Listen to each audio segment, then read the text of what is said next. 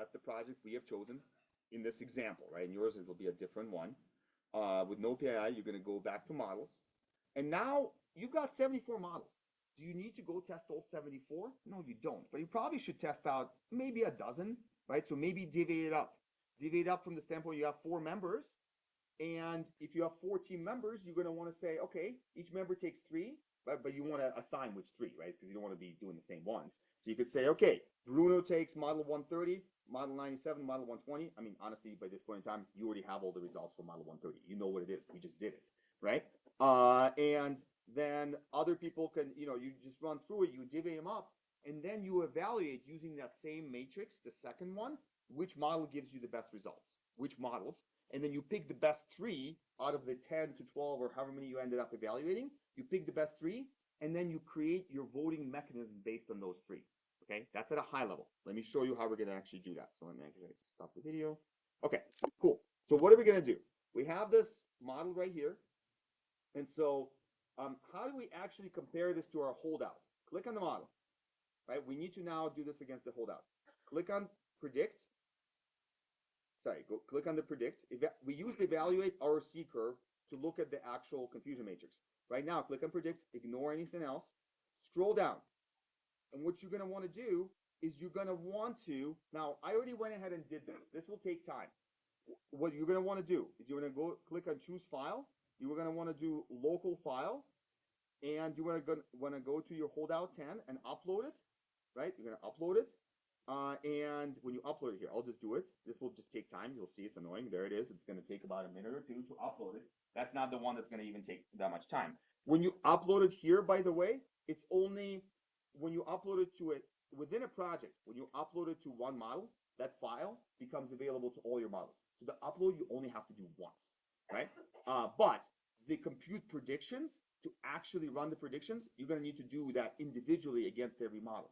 So right now, it's still uploading. It's just sitting there. It's uploading the data. It has nothing else, right? It's telling you. It's uploading it. There we are. Now, when I hit compute predictions, and I already went ahead and did that, so there's no reason for me to do it. When you hit compute predictions, it's going to go through. What is it going to do? Well, look at this model. What it's going to do in order to compute predictions, it's going to run model 127, 128, 129, and it's going to create this GLM blender and score the results. So what I'm going to do is I'm going to click on this, close it out, delete it because it's the replicate. I already did compute predictions, and it took a little bit of time. So what I'm going to do is I'm going to click on download predictions, right? After you hit compute predictions, that takes about 3 to 5 minutes, right? Depending. Now you download the predictions. Let's look at this. Now, one thing, I already made a mistake. I made my own mistake. Dang it. You have to make sure you leave Ample ID. Not leave. You need to type in Ample ID here. Now this is just stupid. Now I have to wait. Okay, it's okay. Not a big deal. Who cares, right? Like, this is an iterative process. See, look at this. I'm actually glad I made the mistake. When you look at this, you know you don't have Ample ID anymore. You can't compare it, right? It's kind of annoying. So go ahead and trash this file. Don't save it. Go to your downloads folder, right? Let's go to downloads. Right here, let me refresh. This is what I just downloaded right here. So I'm going to go ahead and get rid of this. Bam. Okay. So I got nothing here. I'm even going to go ahead and get rid of these guys, right? Let's just get rid of everything so we don't get confused. So we got nothing. We have this zip file here, right? We don't have any files. Let's go back to Data Robot. Okay.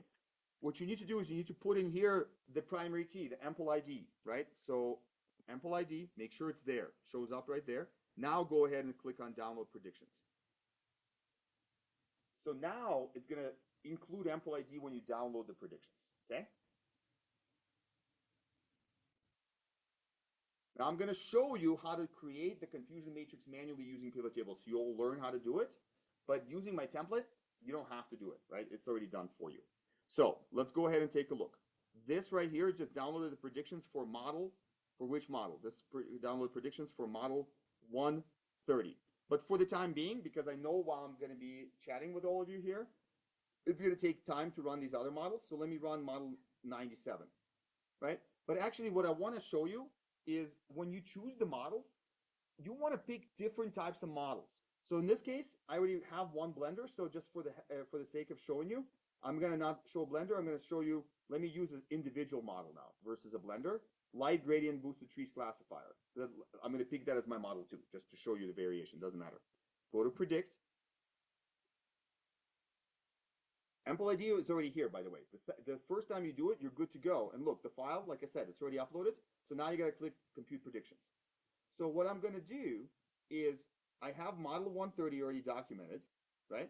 Now what I want to do is this is model 56. So let me go back to my matrix, okay? Here's my matrix. Now what I want to do is I want to rename this. It said 90%, I'm going to say 90% no PII. I'm going to say 90% no PII is, chosen project, right? This is for documentation, chosen project. Bam. Put it in here, make it green at the top. Cool, you're good to go. So now, this is the same template. I would rename it, right? You have one for, this is used for project selection. Go ahead and rename this. Save it as, right? And now say, use this for model selection within chosen project. For model selection within chosen, within best project, whatever you want to call it, right? This is just it's exactly the same template. You're going to use this, but now you need to start documenting your models, right? You're going to have 5. So model 1 is model 130. So M130. You know the project, right? There it is. If you want to put in the full project name, whatever you call it, that's fine, right? Model 130, we already have the details, by the way. Next one is going to be model 56. But how do we actually do this? How do we actually do it so we get the percentages? We got the model 130, that's great. But let's go ahead and do it. Well, actually, that's not true. We don't have anything. Never mind. We don't have model 130 because we need to do this against our holdout. Up until now, we haven't used the holdout. We just uploaded. So let me show you what you want to do. You want to go through right here, and you want to. Here are the steps. Okay. You want to go through and go to your whenever you have your holdout Excel file. Open this file up. This is the one we've just been uploading, we've been scoring against. Take this entire file, right? We're going to copy it, so Control A, Control C. And where we want to put it is, let me show you. Come right here. Go to the SEM template, right? You already renamed it. Use for model selection.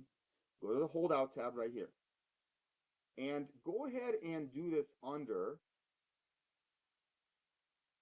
paste this in, starting right here. This is temporarily just for us to compare the field names. Make sure, because I can't guarantee that you used exactly the same sequence or field names when you built your Alteryx flow. So you may actually need to rebuild and do some tweaking here in your template to make the pivots work, or you can feel free to rebuild it, right? You have my example. So let me do this, Control V. Oops, that's not right. Control Z, hang on. Let me go back to right here. This is my holdout 10 Excel, right? This is my holdout. This is the full thing. Control C. Oh, you know what? It did it. Because look, I have these hidden. I have between C and B and D hidden. So these are my actual fields at the very end that drive my pivot tables, right? So let me actually go ahead and do now, right here, Control V. There it is. So now let me unhide these columns so you can see what I'm talking about. Unhide. These are hidden. So this right here, right? This is from my template, but now you're actually putting in your holdout data, right? This is your holdout, whether it's 5 or 10%, whatever it is. And you could see right here, these are all your field names.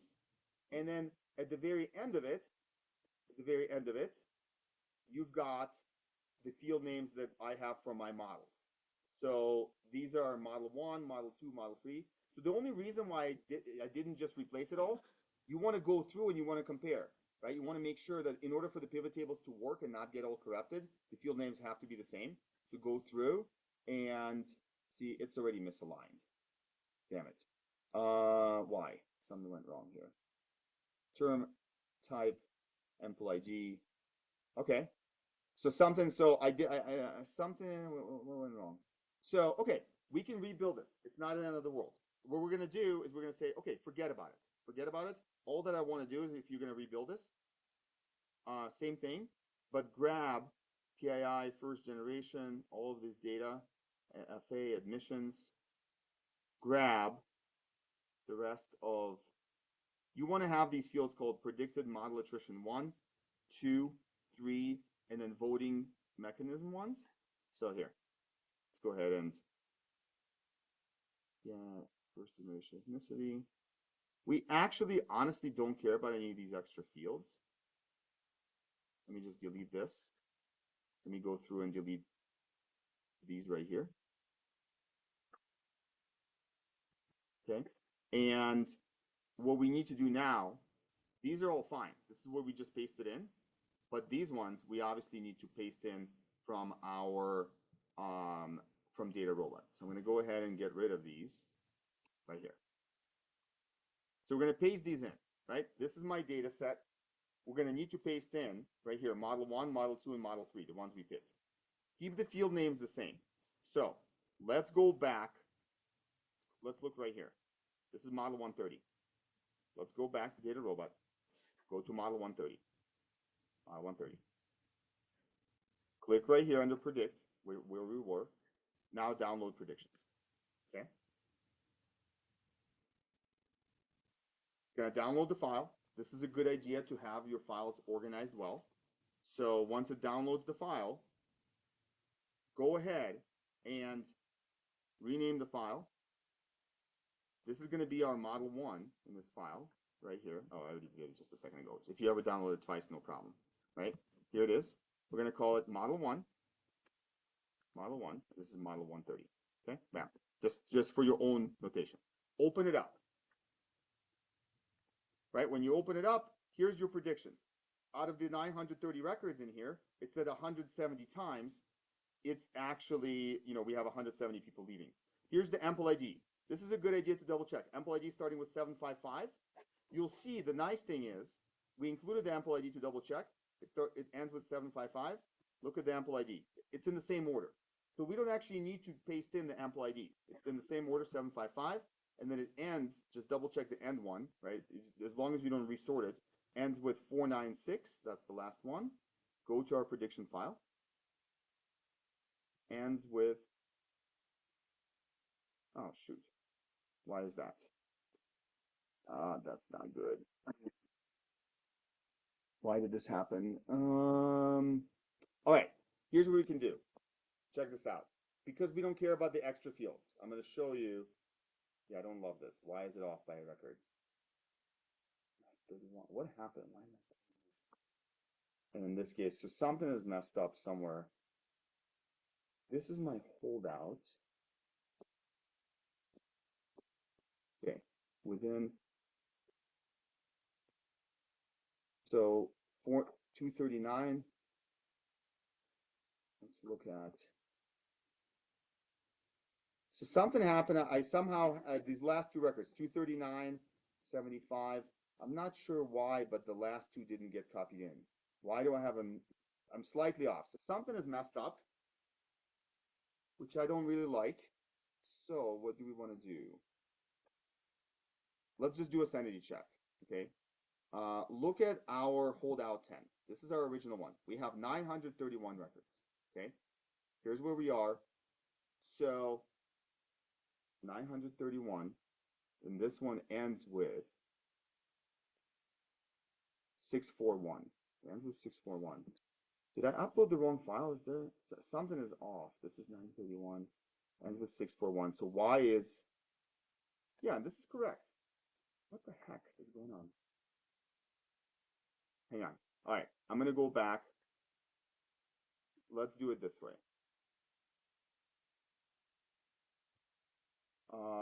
This is my file right here.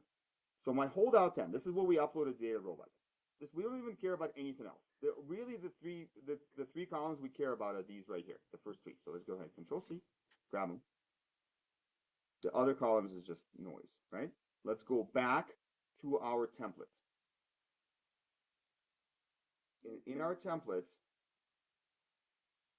go ahead and paste these in, Control V, right? You can just do those three. Let's see where it ended up. I had, oh yeah, that's the problem. I had this template from another holdout set, so you got to be careful. So that's what's happening. So go ahead and right now, make sure that the number of records in your template right here, if you want to reuse, if you want to rebuild, it doesn't matter. But you reuse, there we are, right? So we're good here. paste in the 3, make sure the number of records match. And then right now, we go back towards the tail end of it. Okay, here's my model 1. Now we can double check. Let's look at, it starts with, the first record ends with 7755. Let's go back to my predictions file, the M130.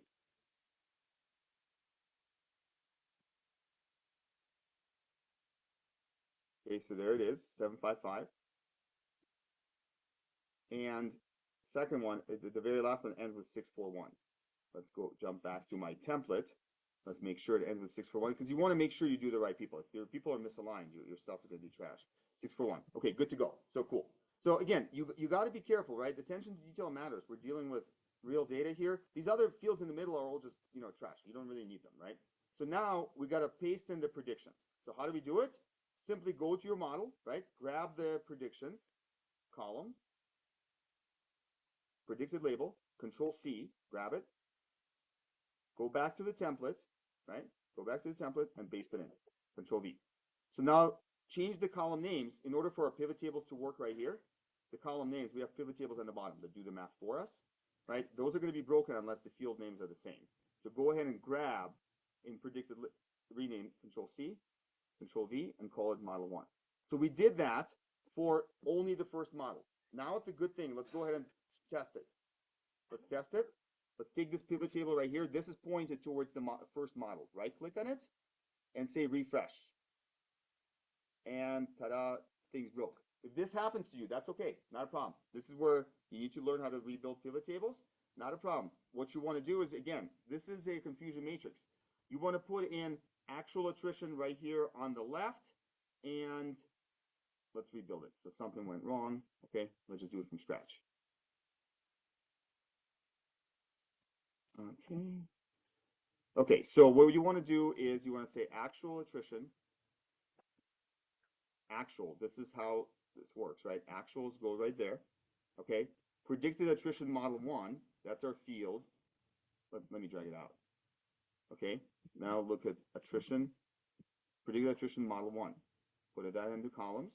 And now take any field, like ample ID. Why is it complaining? Take ample ID and put it into the values. And instead of sum of ample ID, you want to go ahead and do a count. Okay, so there we go. There's your 930. Let's get rid of the blanks in the pivot table.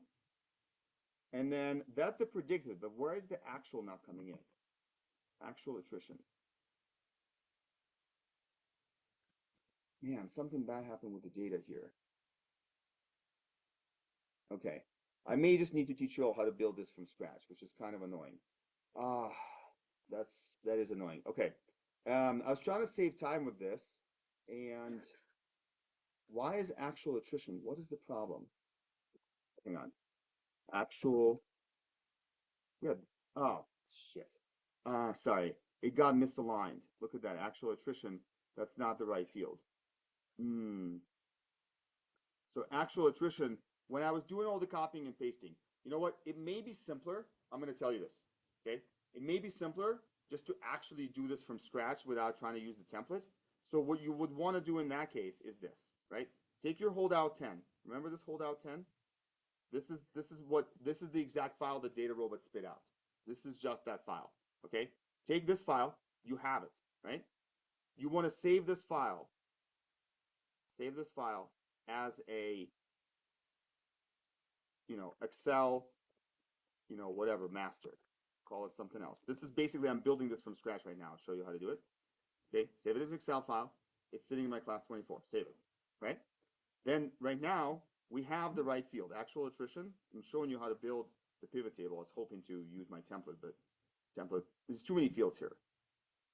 Now, you're going to take the model 1.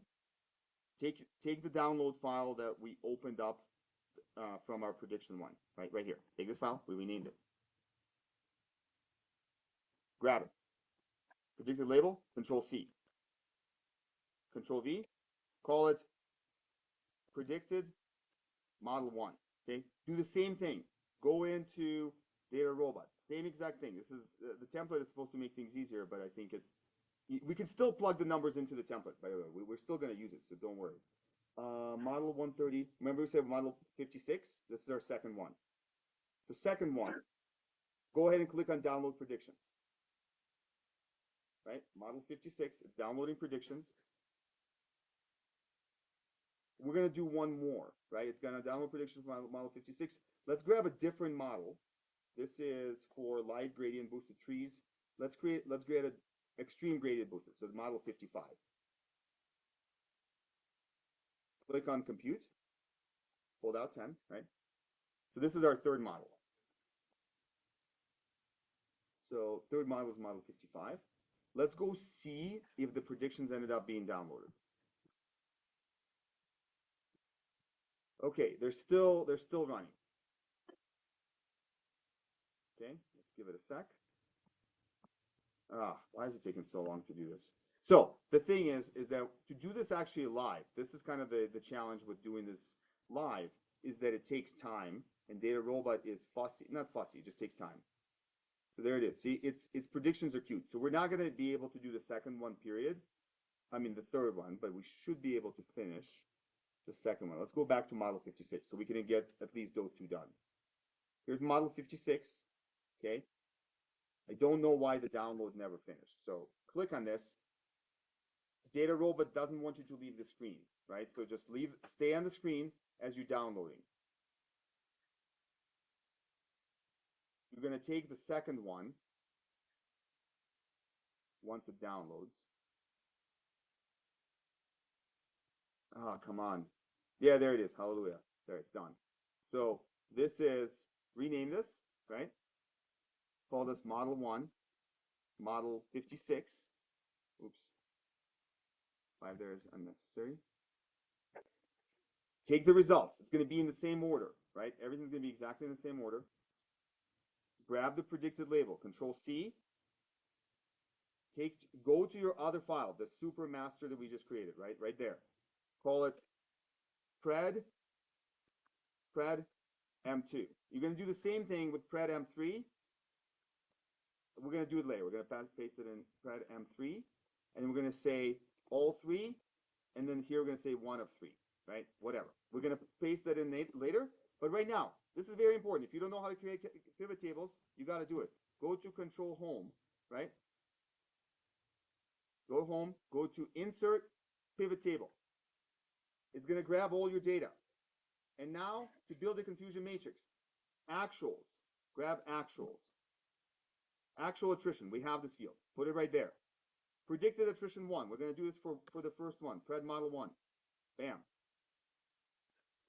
Ample ID. Put it in right here. Make sure you change it. Oops. This goes right there. Sorry. Ample ID will go right here. Instead of sum, change it to a count. So there we go. We built it from scratch instead of me having it pre-built. And so now you're going to want to punch in the numbers. This is your true positive. This is the true negatives. So go back to the other template. This one right here. No, sorry, not that one. Go back to this template right here that we kind of broke, but this one still works because it's manual number punching in. We said model 130. For model 130, true positives is 132. 132. True negatives is 632. Okay? False positives. False positives is 42. Okay? And then false negatives is 124. And guess what? Now we've done this, right? This is it. That's the only stuff you had to punch in here is these numbers. So instead of using my template right here that broke because the fields got misaligned, right? We went ahead and created and did it ourselves. If you wanted to now go back to the other one right here and say, let me do the exact same thing, but instead of pred model 1, go ahead and here, grab pred model 2, right? We pasted the values in, refresh, right? Refresh, and you'll see true positives 131 and then 640. So punch in for model 2, 131, 640. Okay. False positives are 34, and then 125. I'm just going pretty quick. 34, 125. 34, 125. So now look at this. Accuracy. First of all, Model 2, the accuracy, 79.4, better than Model 1. We got a better accuracy. And then you look at total dollar bottom line impact, and you have one a little bit better than the other. So, sorry about the technical difficulties. The idea here is that you got to lean into the pivot tables to create your own confusion matrices. This template is still good, right? This is good. What broke right now for us is the fields got misaligned. So my automatically doing the work for you got broken. So when you're going to be working on this for your real project, you can do what I just did at the very tail end of it. Create your own pivot tables. It's easy to do. You saw what I did, right? You just basically take the results of your different models, you paste in the extra columns, you create the pivot tables, you create the different confusion matrices, and then you copy and paste the numbers in. So do either or. The idea at the end of phase 3 is that you pick the best 3 models, and then we're going to we're going to continue on next class with how to do your own voting mechanisms. And then finally, we're going to learn phase 4 is how do we apply all of that towards the fall of 21. We haven't even touched that far. So I know it's complicated. I'm sorry for the technical difficulties. That was obviously not intended. Things happen. It's difficult to do this live. So I'll upload this recording. I'll see if maybe I can over the weekend, I'll see if I can re-record this and make it cleaner. Maybe that'll be a little bit better than using this recording. So I may actually end up not using this one, which will be, but I'll decide.